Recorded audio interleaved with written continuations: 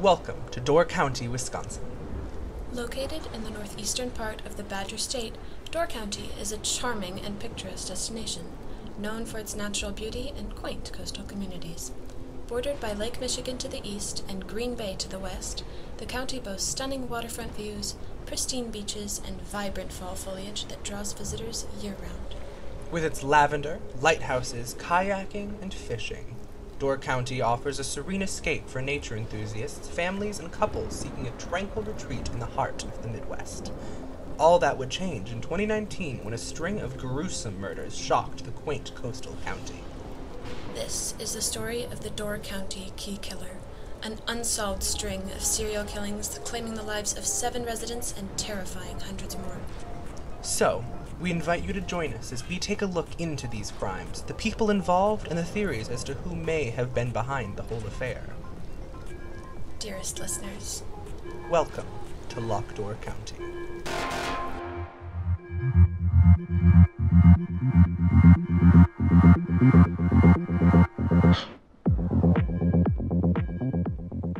So, where do we start? the beginning? Right. Phillip Hays was born in 1978 to parents Esther Mathau and Ronald Hays. Philip was a smart child, was known for his good grades and excellent successes in city and statewide science competitions. He graduated high school and continued his education at the University of Michigan, Ann Arbor, where he studied orthodontics. Soon he would move back to his hometown of Sturgeon Bay, Wisconsin, and get a job under his childhood orthodontist, Dr. Howard Haywood. After 15 years in the retirement of Dr. Haywood, Philip, now Dr. Phillip Hays, would take over the practice, renaming it Hays Orthodontics.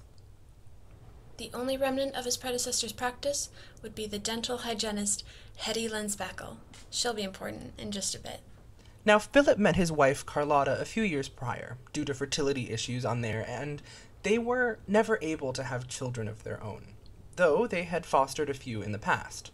Luckily, in 2019, they were not fostering any children, because in 2019, the unthinkable would happen. Friday, the 13th of September, 2019. Philip is found dead in his office by Hetty Lynn. Told you she'd be important. So who had it out for the doctor? What was happening below the surface that could possibly have led to his murder? And why, of all things, were his keys pinned through his lower lip? Let's start at the beginning. Thursday, the 12th of September. At 5:30 p.m., Paul Gene Hatterson arrives for his appointment, the final appointment scheduled for that day. 5 minutes later, the 26-year-old office assistant, Janine Walsh, clocks out and heads home. 10 minutes later, Hetty Lynn clocks out and leaves, leaving only Paul Gene and Dr. Hays in the building. Finally, at 5:47 p.m., Paul Gene exits as is seen on security footage outside the building. At 7:57, according to their Ring doorbell, Carlotta, Dr. Hays' wife, returns home to find her husband is still at work. In her police interrogation, she says this. I don't know. It was normal for him to work late. I got home at 8, I made dinner, and then I watched TV, and then, I don't know, I just waited for him, I guess. And when did you start to worry? I started to worry around 11. He was never really that late before, so I called Hetty Lynn to see if she knew anything about where he was, and she suggested I call the police. And why didn't you? I had thought you had to wait 48 hours to call for a missing person. That's a misapprehension, but we'll get into that later. So you called Mrs. Spackle, then what? I called Jeannie, the new office assistant. And?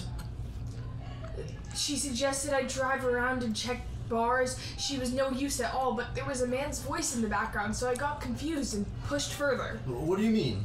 I don't know. I just thought maybe they had gone drinking together, but she said she didn't know where he was and told me that he was a big boy who could handle himself.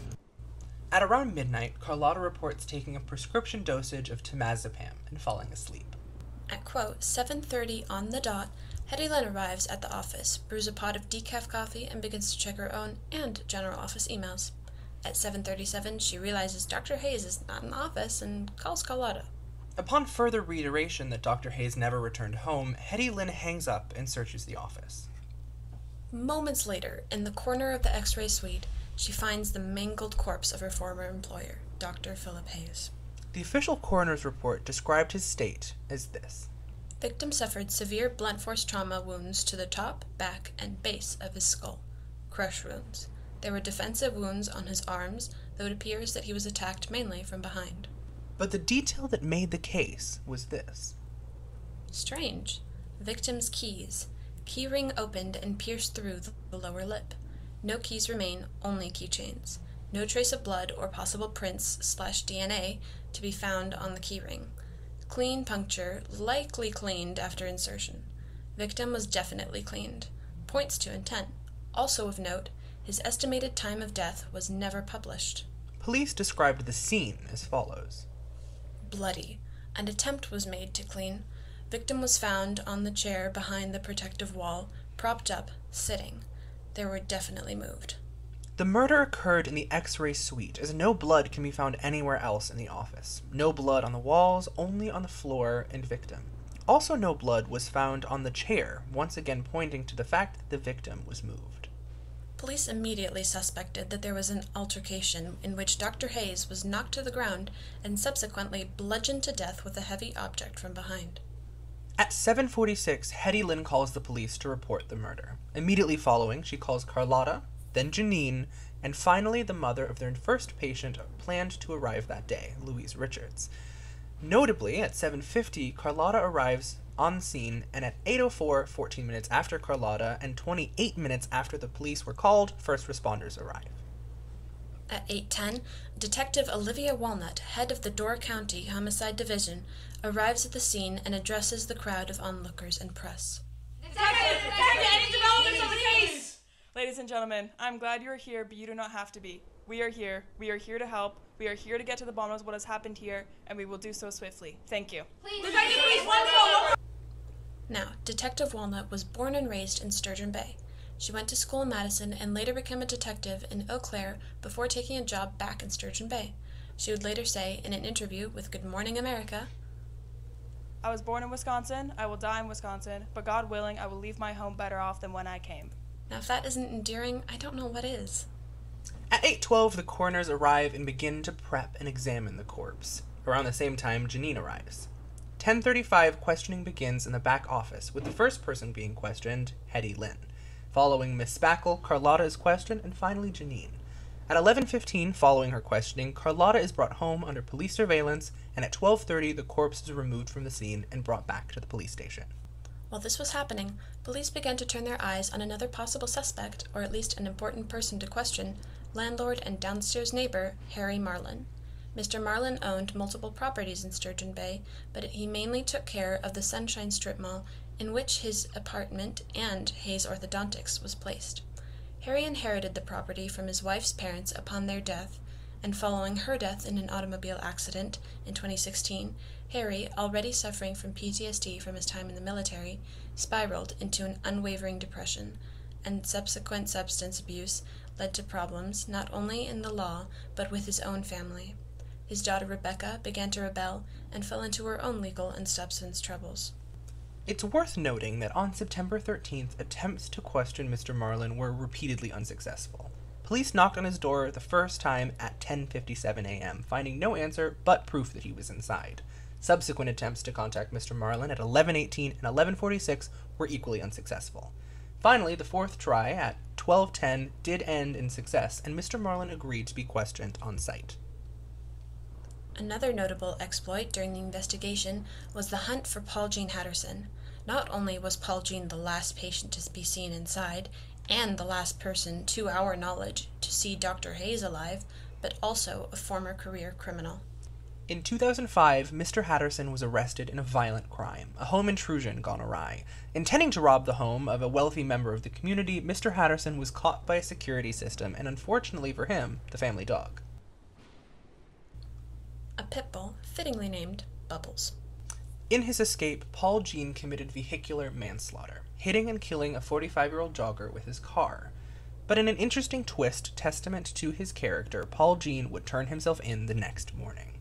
He pled guilty on all charges and served 11 years of his 15-year sentence, getting out early on good behavior. He was released at the end of 2017. Paul Jean would be found around 2:30 that afternoon in a coffee shop where he had been working. Complying with the officers, he joined them to the police station, where he was shown the corpse. And consequently broke down. But we'll come back to that later. Around this time, it would be noted by Janine that one of the office's nitrous oxide tanks was missing. Nitrous oxide is not a controlled substance. Unlike, for example, heroin or cocaine, it's entirely legal to possess as long as it's for a legitimate purpose. Nitrous oxide is a dissociative anesthetic and has been found to produce disassociations of the mind from the body, a sense of floating with distorted perceptions. It's a powerful medication very often used in the medical field, and even more so in the dental field, but also as a recreational drug.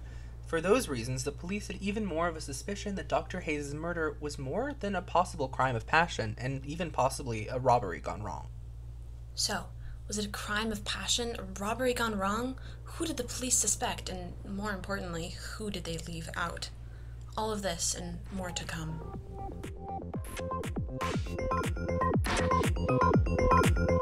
Welcome back to the first episode of Door County. Before the break, we learned the timeline of events and a bit of information about the involved parties in the murder of Wisconsin orthodontist Dr. Phillip Hays. Now, let's dive into the police's main people of interest and their possible motivations. But first, a revelation that sheds a new light on the case. Understatement, but sure, Dr. Phillip Hays was more than just an orthodontist. He was, as we've said, a family man, but he was stubbing Janine. He was having an affair with Janine. A week after he hired her, I caught them. I caught them in the same x-ray suite where he died. Yep, he was having an affair. As one does before being murdered. The question is, did Carlotta know? She had to. Why else would she call Janine last night? As you may remember, the second call placed by Miss Hays to inquire the whereabouts of her husband was to Janine Walsh. And she reported hearing a man's voice over the phone. A man's voice she was sure belonged to her husband. But Carlotta argued differently. I had a feeling, but I wasn't sure until last night. What does that mean? When I heard his voice over the phone with Janine, they were giggling and laughing, and I only ever heard him like that when it was the two of us. Yeah, I got the phone call, but the noise you heard in my apartment, I was with, well, a friend. You know how it is. So, did Dr. Hays sneak out, avoiding the cameras, or did Janine undertake the covert visit? If he snuck out, was he alive or dead when he returned? There is a second door. The first break in the case. There is a back staircase that goes into the back hallway behind the shops. That means he could have left. The existence of that back staircase meant that not only could the victim have left the scene of the crime, but others could have entered, a fact that Mr. Marlin tried to underplay. Was this the method used for one of the other suspects to make their way into the office unseen? And why was Mr. Marlin so sure that the killer was Mr. Hatterson? It's the ex-con. I saw him leave all shaky. He was in jail for a violent crime before, which means he could have done it again. Police noted that Mr. Marlin was awfully and undeniably desperate, though they were unsure why. He seemed anxious and frantic. Something on display in his answer here. I had nothing to do with this. I swear. I was home all night. Me and Becky were home all night. Smooth operator there. So what could he possibly have been trying to hide? Police listened closely and narrowed in on a possible slip. Me and Becky were home all night. Rebecca Marlin was 17 years old at the time, a high school senior with plans to study chemistry. Her interest in chemistry did, however, extend into her extracurricular activities, as Rebecca had 2 prior misdemeanor charges brought against her for underage drinking and possession of a controlled substance, oxycodone. While, again, possession itself is no crime, the intent to sell a Schedule 1 or 2 controlled substance like oxycodone is a felony, often punished by imprisonment from 5 to 40 years, and a massive fine. But as she was underage and had connections in the police stations, Miss Marlin got off with a slap on the wrist. In turn, she was asked to give the name of her source, from which she argued that she had produced them from her late mother's medicine cabinet. But if you had asked anyone at Hays Orthodontics, they'd tell you that she had acquired them from the medicine cabinet in their office. A week after Rebecca's arrest, a woman by the name of Lucy Guys was let go from the practice after it was found that she had been stealing controlled medicine and selling it to some of the local youth. She was later arrested and sentenced to 26 years in prison. Dr. Hays himself had previously admitted on record that he suspected Miss Marlin of breaking into his practice and making off with various substances. Yes, he suspected her of stealing medications. What do you want me to tell you? He informed her father. Didn't fix anything, though. Could Rebecca have broken in to steal medications and bumped into Dr. Hays on accident? Could that meet-cute have soured and led to the doctor's death? And then the toxicology reports returned. The victim had trace amounts of nitrous oxide in his system. He had been under the influence of laughing gas at the time of his murder. An hour later, Rebecca Marlin was brought in for questioning. There were no records from her interrogation, as it was handled entirely, to quote Detective Walnut, off the record. But whatever she said gave police exactly what they needed to get a warrant to search the Marlin residence. A warrant that would reveal an important truth about the case. But not the truth you may have been expecting. Inside the Marlin residence, police found little to no damning information, but inside the back hallways, they found a loose gold key. The key to the Hays family home. However, it was not Philip's key they found, but Carlotta's. You may be wondering what this says about the case. Well, Harry Marlin explained that they have the hallway cleaned professionally every Wednesday night. If her key was there, then she was, after Thursday.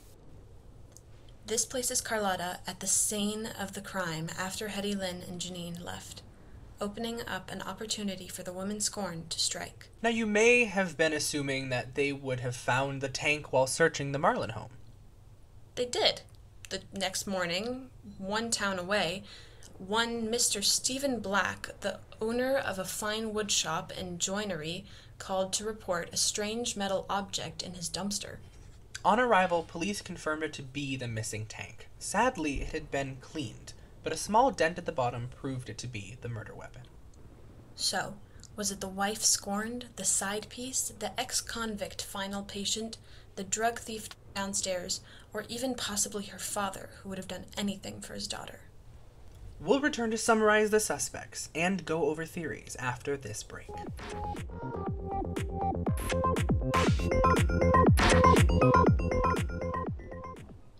Welcome back to the first episode of Door County. Before the break, we learned the timeline of the events and a bit of information about the involved parties in the murder of Wisconsin orthodontist Dr. Phillip Hays. At the core of this case, we have 6 major suspects: Carlotta, Janine, Paul Jean, Rebecca, Harry, and Hetty Lynn. So, let's break each one down by their means, motive, and whether or not they had the opportunity. First off, Carlotta Hays. She had the means and the motive to kill her husband, but possibly also the opportunity. Her key in the hallway implies that she either was in the building that night or is being framed for having been there. She may or may not, but likely did know that her husband was having an affair with his employee, and thus would have a reason to confront him about it. He was also notably on a degree of laughing gas when he died, which could have led to his defenses being lowered, or, perhaps, him being more volatile and her acting in self-defense. At the core, Carlotta Hays had the means, the motive, and most definitely an opportunity to kill her husband. But then we argue the reverse, and there's a chance she didn't know about the affair. There's a chance that she was never there that night, and that it was, in fact, her husband who left the key in the hallway, or the killer having stripped it from the key ring they believed to be his. Important to remember is that it was, in fact, his key ring pierced through his lip. There's also a chance that Carlotta could have walked in on Janine and her husband in an act, and in her own revenge set out to kill. She did argue over the phone that she believed to have heard her husband and Janine. Perhaps she went to the office and found them. Janine left, and the two got into a fight, ending with Philip's death. Then again, it is also a very far-fetched idea that the affair would have pushed Carlotta to and over the edge and drove her to murder. Assuming her story is true, she would have had arrived shortly before midnight. As we have no estimated time of death, we can gauge the scene and where or when events could have occurred. But Carlotta was able to convince the police of her innocence, and with the help of Miss Backle, who said that her phone calls to Carlotta showed no signs of anything untoward. Next is Janine Walsh. Janine is the other woman. She knew that he was married and was moderately close with his wife. We've seen hundreds of times in these types of cases how jealousy can get the best of people. Is there a chance that Janine let her jealousy get the best of her, and in a moment of raw emotion turned on her lover? She had a key to both the main and back door. In the past, there was evidence of Miss Walsh sneaking into the office to have rendezvous with her employer. Could this have happened again, and could it have gone south? The biggest deal with Janine as a suspect is that there's very little evidence to support her being there, or doing anything for that matter. There's nothing that ties her to the murder other than a significant opportunity and a strong possible motive. Definitely not enough to convict. Then we have Paul Gene Hatterson. Despite his violent past, Mr. Hatterson has turned his life around and has always shown a moral core. After his hit and run, he turned himself in and implied earlier when he saw the victim's corpse as he broke down. Police report him screaming, quote, "I didn't do this. I didn't do that. That was not me," before frantically leaving the premises. While his wording is a bit suspicious, his shocked expression showed the police that he was innocent, convincing Detective Walnut and her team. While he is the suspect with the strongest opportunity, he's the suspect without a motive, which in all of these cases is the true coloring. Then there's Rebecca Marlin. Means, check. Motives, check. Opportunity, check. Rebecca had a history of breaking and entering into the office and stealing illicit substances. She had a clear-cut opportunity and a stunning lack of an alibi. I mean, she had one, but it was just, I was at home watching YouTube on my phone, so you get the point. She was on her high school track and field team and spent an intriguing amount of time at the gym, meaning she could have easily overpowered an aging and stagnant middle-aged man. As a possible addict, she has a clear motivation to have panicked and possibly killed him in an attempt to cover up her own tracks. And besides, who would suspect her of killing him? Finally, Harry Marlin. Means definite. Mr. Marlin would have done anything to protect and hold on to his daughter. Motive. Either direction, he has one. Option A, Dr. Hays planned to report him and Rebecca to the police, and murder was the only surefire way to keep him quiet. Option B, Rebecca screwed up and he cleaned up her mess, albeit poorly. And finally, opportunity. He refused to change or even install new locks on the back door to the office. He knew how to get in and had the keys to do it. Plus the know-how of the building's security system and cameras to go about everything undetected. Though nothing explains the piercing through his lip. And for investigators at the time, nothing would, until about a few short weeks later. It would be then when investigative efforts were pulled away from the Hays case, when another local business owner would be found dead in his pool, stabbed in the back by a saber with his key ring placed on top. Sadly for Mr. Hays, his murder would be overshadowed by a string of 6 similar to come. And sadly, as the first victim, little else is known about his death. Which brings us to the end of this first episode of Locked Door County. Please join us next time as the case continues. A powerful family, a powerful secret, a possible link, a drug bust, and an FBI investigation. All of this and more to come on the next episode of Locked Door County. Thank you for listening. This has been an episode of Gonsbach Productions presents Truer Crimes, Locked Door County. The story, all names, characters, and incidents portrayed in this production are fictitious. No identification with actual persons, living or deceased, places, buildings, and products are intended or should be inferred. Theme music track composed and mastered by Carlos Ortiz.